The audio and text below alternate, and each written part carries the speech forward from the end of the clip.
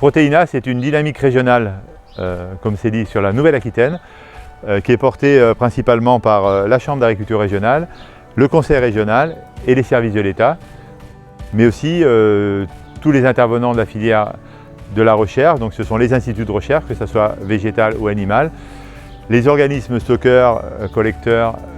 donc coopératives et négociants, et puis également les fabricants d'aliments qui utilisent ces protéines végétales à destination d'alimentation animale, mais aussi éventuellement humaine. Alors, les actions que nous avons mises en œuvre au niveau de Protéina, c'était d'abord de créer ce collectif de réflexion. Et là, suite à ça, donc, on a mis en place un AMI, donc un appel à manifestation d'intérêt, pour que tous les porteurs de projets intéressés pour développer des protéines sur la région puissent se manifester et qu'on puisse ensuite orienter les meilleurs financements possibles, que ce soit de la région Nouvelle-Aquitaine ou de l'État, pour qu'ils aboutissent à leur projet. Notre objectif, c'est d'activer tous les leviers pour augmenter notre autonomie protéique à l'échelon de la région. Donc ça commence par les surfaces en herbe,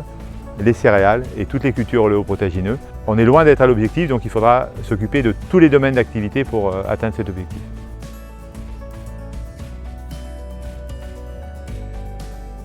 La région Nouvelle-Aquitaine apporte son soutien à l'initiative Protéine, finançant le poste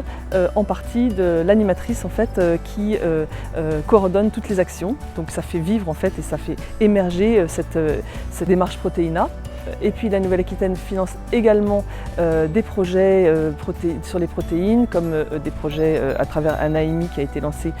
avec l'État, sur des projets de recherche, des projets d'expérimentation, des projets de structuration entre l'amont et l'aval, tout ce qui peut favoriser l'émergence de ces filières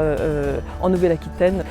Et puis une troisième façon d'accompagner Protéina, de soutenir Protéina, c'est les investissements, les accompagnements financiers sur les investissements. Et là c'est à la fois sur l'amont, donc financement des investissements pour les exploitations agricoles, sur des agroéquipements en individuel ou en CUMA, et puis aussi sur l'aval à travers des projets d'industrie agroalimentaire qui auraient besoin de se structurer, d'investir pour produire des protéines ou pour intégrer dans leur projet des protéines. Et vous pouvez retrouver sur le site de la région tout un tas de petites synthèses de ces aides avec ce plan de relance Agri-Agro sur lequel une page est consacrée au développement des protéines et à Protéina.